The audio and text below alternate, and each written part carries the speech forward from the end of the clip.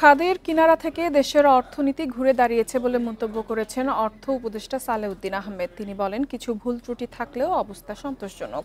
এই ঈদে জামা জুতো অ্যাক্সেসরিজের ডিসকাউন্ট।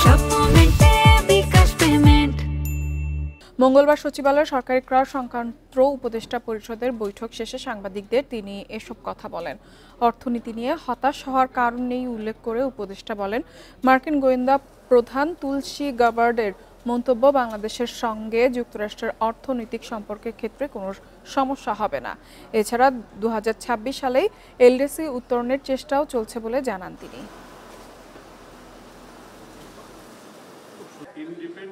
ওনারা কত কিছু লেখেন, বাইরে সবাই কি সব জেনে শুনে লেখেন বা তাদের মনের মাধুরী মিশিয়ে অনেক কিছু লেখেন। এত হতাশ হওয়ার কোনো কারণ নেই।